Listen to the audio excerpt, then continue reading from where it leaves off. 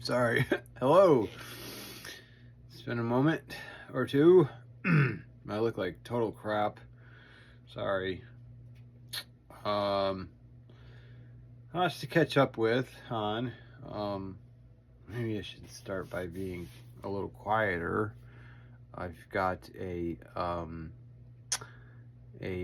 bearded dragon now named Draco. His original name is Don, after the boy who owned him's father. And everybody in the family had an animal named after them except for his father. So the boy decided to name his dragon after his dad, Donald. So it's Don Draco. Draco for short. How you like that, huh? I'm still gonna keep Don in there, but Don Draco, because he's under a new ownership. But I happen to care very much about the boy who had him for 2 years and had to give him up. Okay, so here's the situation. I found a cage that's it's a 50 gallon aquarium, and it's especially for reptiles, where it opens in the front. Right now Draco is sleeping, but anyways, it opens in the front. So anyways, I called up Cindy and said, we got to get this. It was on the side of the road. They were just giving it away. It's a very expensive it's brand new, very expensive aquarium. We got it home and it sat on that shelf down here, and I just went by it for a couple of weeks asking God's got us, he, she, we, they, what's going in this aquarium? You know, I'm like, a snake? Definitely not a snake. You know, Jenny's not gonna like a snake being around. Cindy's daughter's not gonna like a snake. Nobody's gonna like a snake being around ever in this house. So I was like, okay, maybe a lizard or a tortoise, you know. But I was just like, I'm dumbfounded what's not going on in this cage, like anything. And I'm just asking, you know, Great Spirit, God, as you call him, you know, the Creator, as I know the Creator to be, and I have a very good relationship with the Creator. So I communicate with the Creator all the time. Well, all the time, as much as possible, right? And the only way when I don't, is when I'm getting in the way. Sorry, I was fixing my watch. The only way that the communication gets messed up is if I get in the way of God, or what I call my Creator, God, Creator, whatever you call him, or it, or whatever. Okay. Look at my hair. I look like Poindexter. Hey. Anyways, so anywho, I'm like, you know, I have faith that the answer will come, that whatever is to be in this aquarium is gonna come. So anyways, fast forward, we go to New York to see Cindy and my parents and be with them for the weekend, this last weekend. And as soon as I got there on Friday, what was it, Friday or Saturday? We got there Friday. Yeah, Friday. As soon as I got there on Friday, my dad's calling me frantic, saying, hey, there's this lady that's trying to get rid of this bearded dragon, and she doesn't want to just go to just anybody, and she's really worried it's going to go to somebody that's not going to care for it, and she really wants to make sure it's going to go to a really good person. And he said, I know just the person. So without knowing that I found an aquarium just like a week and a half before, or a week, I think it's been about a week. Yeah, it's been about a week since I had the aquarium, about a week and a half. He's calling me saying, hey, we've got a, you know, bearded dragon that's up for grabs, but not to just anybody, you know. And my dad was like, called her up and said, I got the person for you. My son will take that dragon for sure and give it all the love in the world. So my dad called me up, and sure enough, I said, okay, I'll, he sent me pictures and then got me in touch with the child's owner. And so we talked, and her and I talked, and she showed me a picture of the tank that he's in, that he's been in for 2 years. He's 2 years old. So she showed me a tank, a picture of the tank that he's in, and the tank is the exact same tank as the tank I found on the side of the road. Coincidence? I think not. So I told her, I said, well, I found this tank for a lizard like about a week ago, week and a half ago, and I asked God what was going to go in this thing, and then all of a sudden this came up.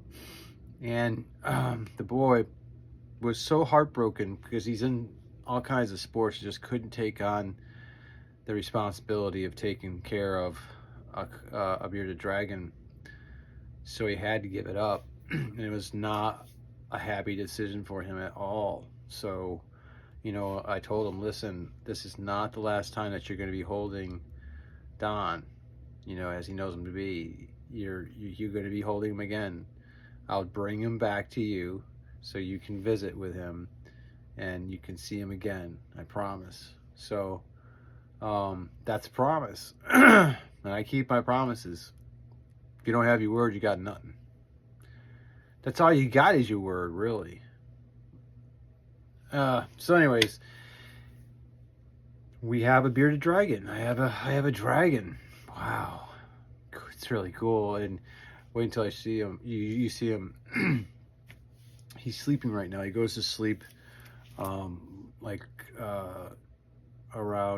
well, right now this time he went to bed around 9 o'clock on the dot. Last night he went to bed around the same time. They're on a schedule. They go to sleep at night and they wake up in the morning, and they go all throughout their enclosure all during the day and then go to sleep at night. Dark. They like it dark and quiet. That's why I have the lights off and down and dim. He's up here. That's where he's at. That's the aquarium. If you can see it. Yeah, you can. So you can see the doors that you open up right here in the middle. But he's in there sleeping. I don't want to wake him up, but that's the tank that I found on the side of the road. And it's got this picture on this along of the desert all the way around on 3 panels. So anyways, if you can see that, and he's up there and he's sleeping, like I said, getting his beauty rest. He looks like Draco, actually, to be honest with you. I'm gonna watch Draco tonight. So anyways, he came home. So we what happened, back to the story, what happened is, well, we said we'll come and get him when we leave on Monday morning, because we were planning on leaving on Monday morning at like 6:30. So what we did was had my father and stepmom keep the lizard over at their house, and then we picked that up at their house at 6:30 in the morning.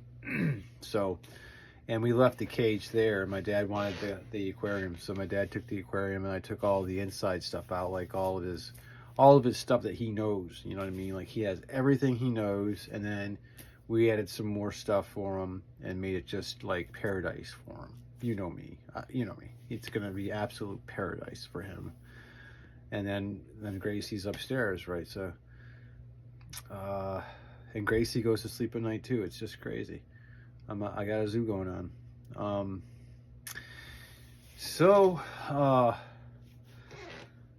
Yeah, so he rode home right here on my chest, basically the whole ride. Not basically, the whole ride home, 5.5 hours back to Boston. He rode in this Sherpa, like I had it zipped up, and I had him inside here, clinging onto my chest and just like a little papoose in there, just like a little baby. And I'd go into the rest areas and everything with him, right into the restaurant, right into the toilet, everything. Like walking into the restaurants, into the fast food joints or into the stores or wherever we were going. There he was. We went to Hobby Lobby. He was right there on my chest, going all the way through Hobby Lobby. So,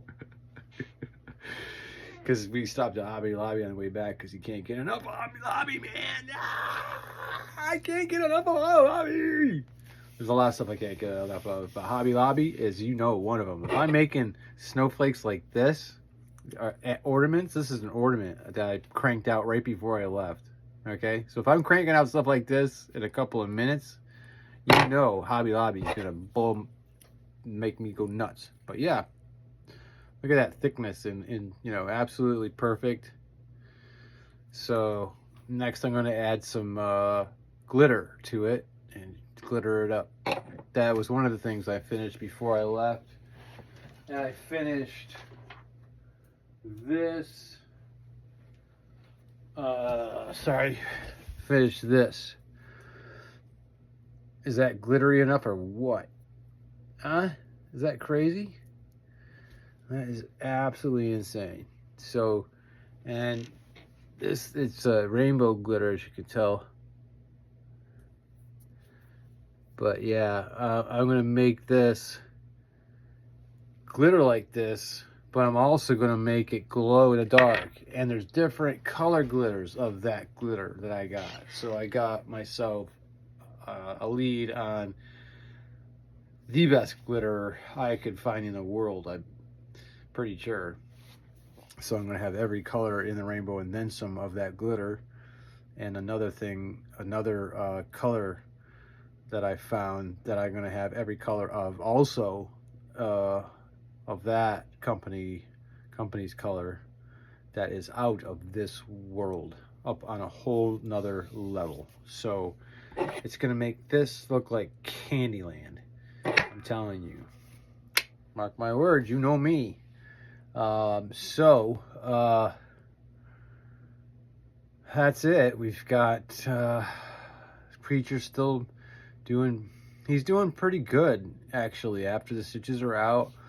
And the stitches have been out. They took them out right when we left on Friday. We actually, to go there to New York, we left after we left the vet. We went to the vet first to get my dog's stitches out of his chest. And